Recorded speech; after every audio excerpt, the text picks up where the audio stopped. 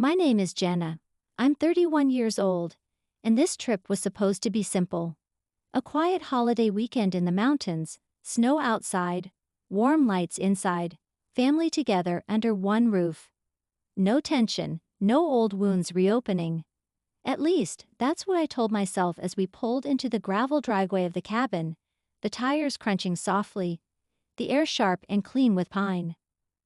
The place was beautiful, wide wooden beams, big windows, a stone chimney rising through the center like a promise of warmth. For a moment, I let myself believe this might actually feel peaceful. That illusion didn't last long.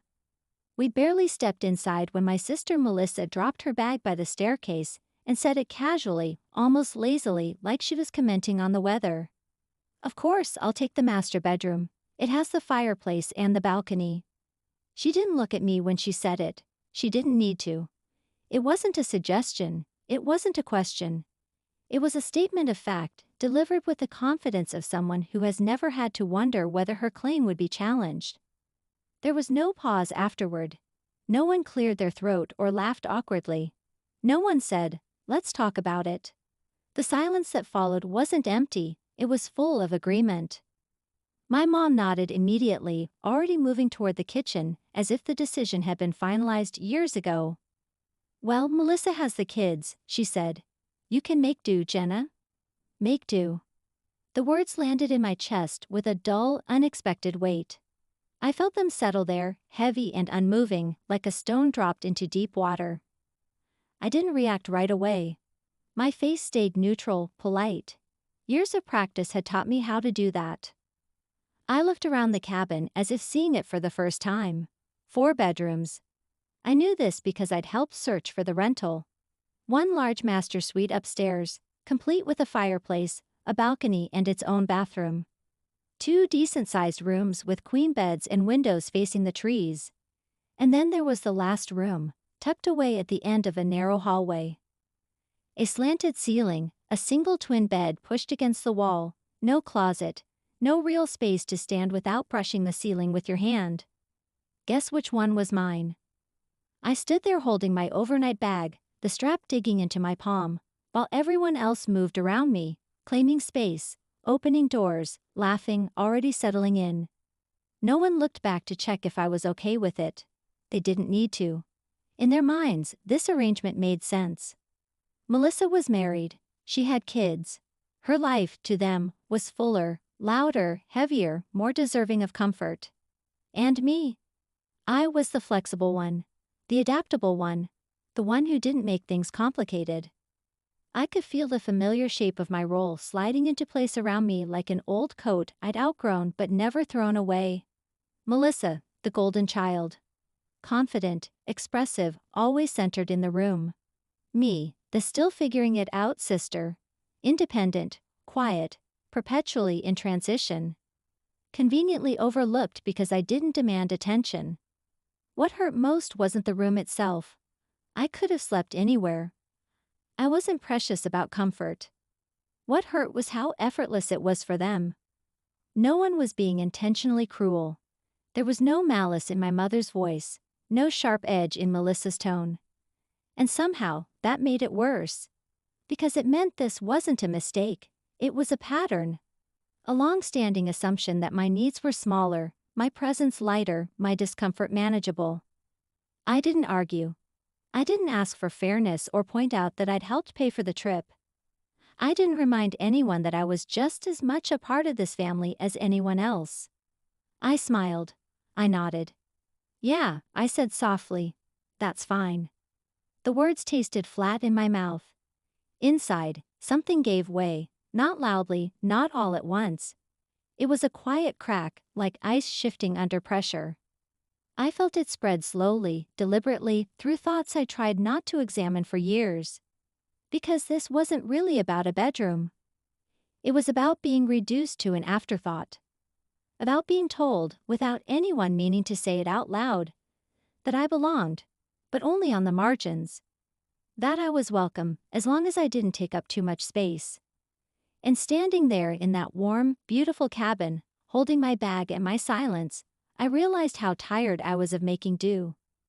That night, Sleep came in fragments, thin and restless. I lay on the narrow twin bed, my shoulder almost brushing the wall, listening to the sounds of the cabin settling around me. Laughter drifted up from downstairs in loose, easy bursts, warm, unrestrained, alive. Melissa's voice cut through everything else, bright and familiar, filling every corner it touched. She had always been like that. She didn't just speak, she occupied space. The kind that didn't ask permission. The fireplace crackled below, the sound rising through the vents and floorboards. Each pop and hiss felt pointed, like a reminder of what I wasn't part of. I imagined them gathered around it with glasses of wine, feet stretched toward the heat, stories overlapping. I wasn't excluded, not officially. I could have gone down there, but something inside me wouldn't move. I stared at the ceiling, tracing the faint lines where the wood panels met, and my mind began to drift backward without my consent. Not to one specific memory, but to a pattern so familiar it felt scripted. Family dinners where my promotions were acknowledged with a quick nod before the conversation slid back to Melissa's kids. Trips where I volunteered to take the smaller bed because it was easier. Moments where my opinions were absorbed quietly, then overridden by louder certainty. Each memory stacked on the next, not dramatic on its own, but cumulative in a way that pressed down on my chest. I realized I wasn't replaying these moments because I wanted to feel sorry for myself. I was replaying them because I was finally seeing them clearly. I wasn't angry yet. Anger required energy, and I felt emptied out. What I felt instead was a deep, bone-level tiredness. The kind that comes from years of soft compromises and swallowed reactions. From being agreeable not because you are easygoing, but because you've learned that resistance rarely changes the outcome. Morning came slowly. Pale light slipped through the small window, barely reaching the foot of the bed. I dressed quietly and went downstairs, already bracing myself. Breakfast was loud and casual. Coffee poured, plates clinked. Melissa leaned against the counter, wrapped in a thick sweater, her face pinched in annoyance. "The master room is freezing," she complained, loud enough for everyone to hear. "The fireplace barely heats it." For a moment I almost laughed. The irony was sharp enough to taste. Instead, I took a sip of my coffee and said nothing. No one looked at me. No one connected the dots. I sat at the edge of the table, my phone resting in my hand. Without really deciding to, I unlocked it and opened a rental app. The motion felt automatic, like my body was acting before my mind caught up. I filtered by location, nearby cabins, available now. And then I saw it.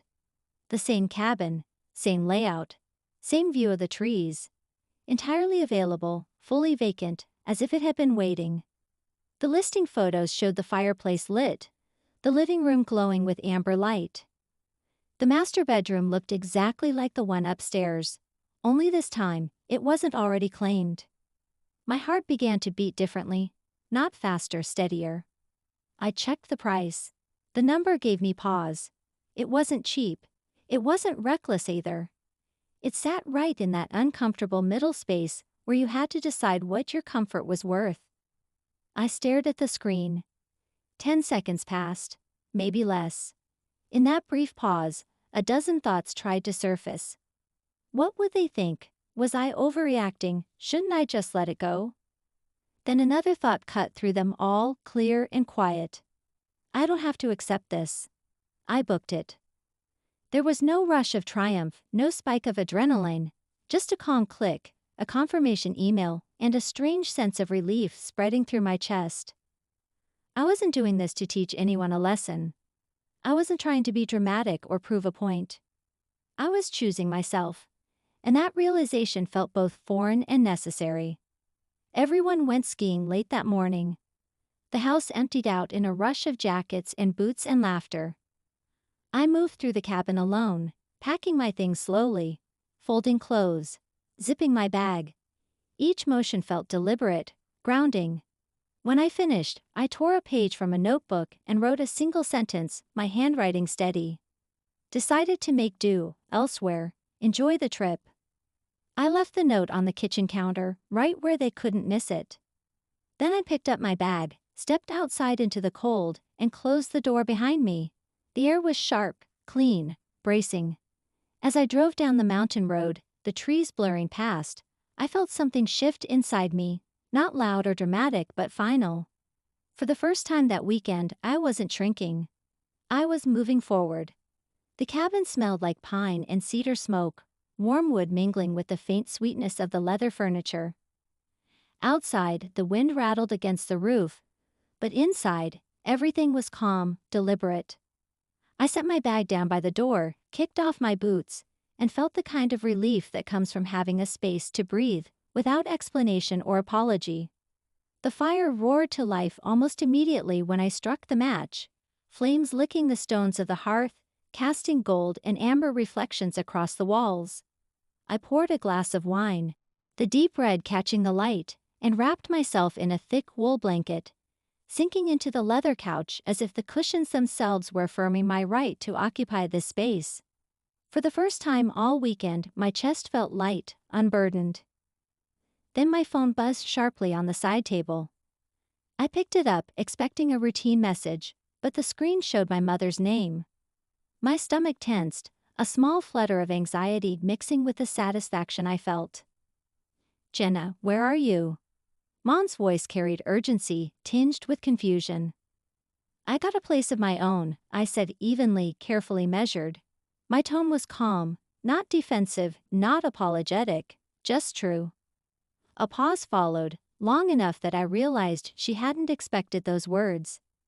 Then Melissa's voice cut in sharply from the background, incredulous and high-pitched. "She white?" Mom hissed, almost under her breath, though I heard it clearly. "You booked a whole cabin by yourself?" "Yes," I repeated. Short, factual, deliberate. I didn't elaborate. I didn't need to.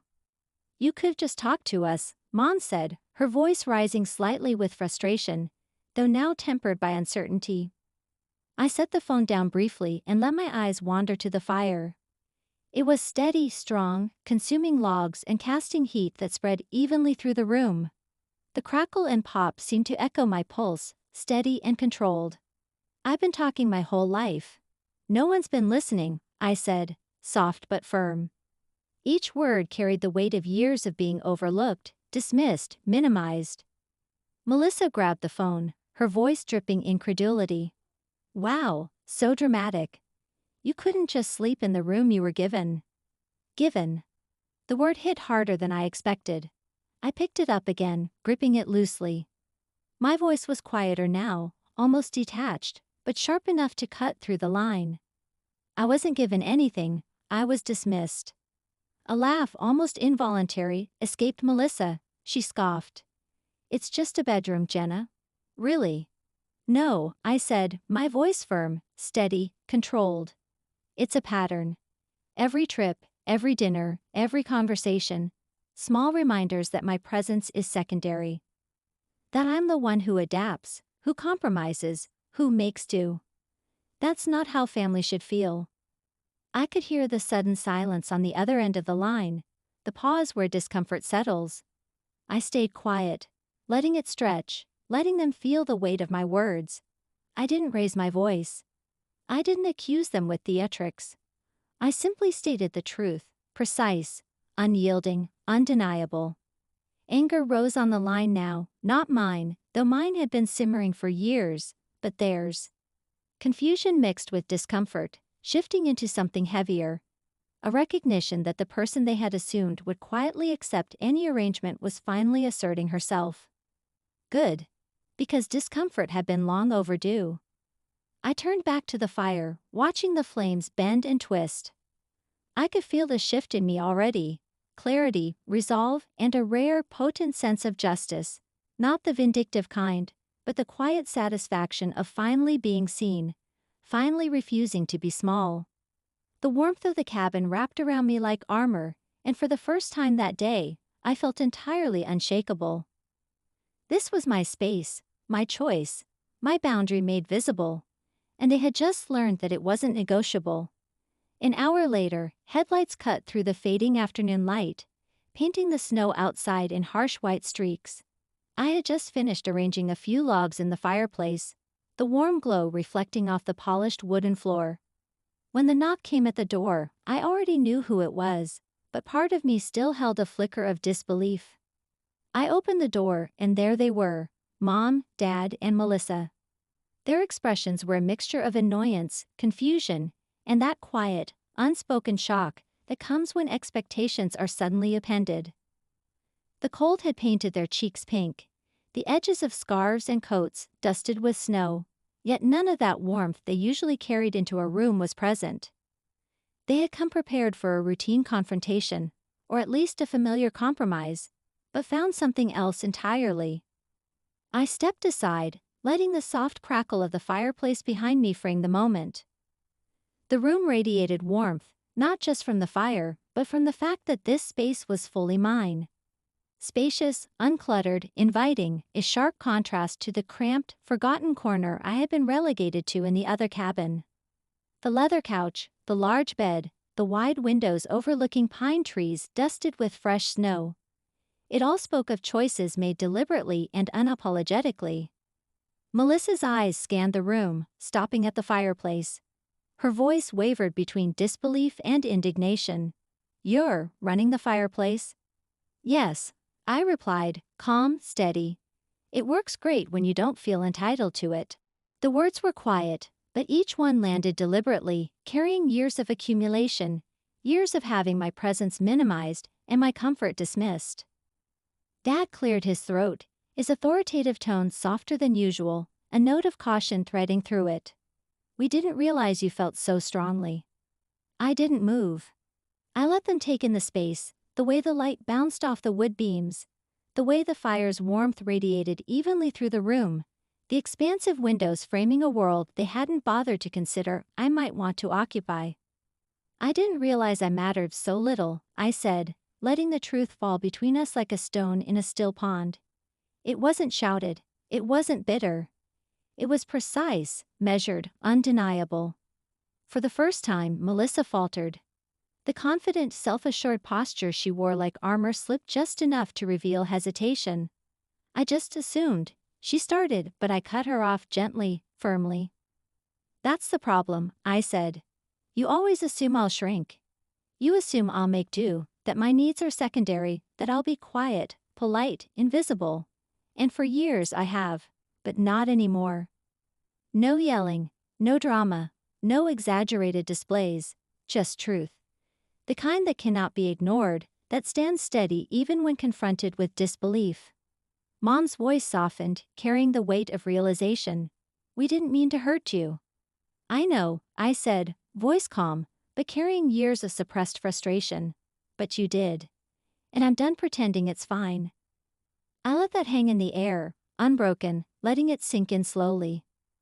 They lingered for a few moments, taking in the room, the warmth, the absence of any tension in my posture. They weren't angry, they weren't defensive. They were thoughtful, perhaps even questioning themselves in ways I hadn't seen before. The old assumptions, the casual dismissal, the entitlement, had been interrupted. They left shortly after, quietly, without confrontation. The driveway emptied of headlights, leaving only the soft whisper of wind and the steady, comforting glow of the fire. That night, I curled under the blanket on the couch, the fire's warmth spreading through me in a way that had nothing to do with temperature. For the first time in years, I slept without tension, without compromise, without pretending to accept less than I deserved. I slept fully, completely, knowing that for the first time, I had claimed my space, and that no one could take it from me. The rest of the trip carried a quiet shift, subtle but unmistakable. The rhythm of the household had changed, not through confrontation or dramatic gestures, but through something more nuanced, a shift in perception, a recalibration of assumptions. Melissa no longer barged past my doorway as if the space were hers by default. Instead, she knocked, lightly at first, then more confidently, waiting for my response before stepping in.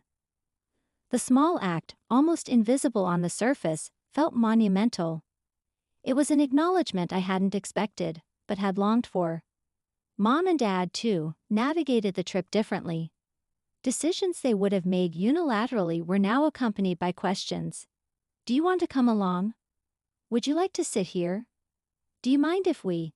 It was not excessive, not performative, but deliberate. Each time, I recognized the effort behind the phrasing, the pause that showed they were considering me not just as background, not as the one who makes do, but as an active participant with opinions and desires that mattered. These small gestures piled together, each one a brick in a wall of subtle restitution. Meals were quieter, more attentive. Conversations no longer brushed over my achievements or observations. Melissa asked questions I hadn't heard before about my work, my plans, even small details about my life that had previously seemed invisible to her. It wasn't perfect. There were slips, moments when the old patterns crept back, but they were less frequent, and when they happened, they were met with acknowledgement rather than dismissal. I felt seen in ways I hadn't before. On the last day, as the snow outside softened under pale sunlight, Melissa approached me in the living room of my cabin. She was quieter than usual, her hands folded in front of her, posture tentative. "Jenna," she began, voice low, almost hesitant, "I didn't know you felt invisible. I never meant to make you feel small."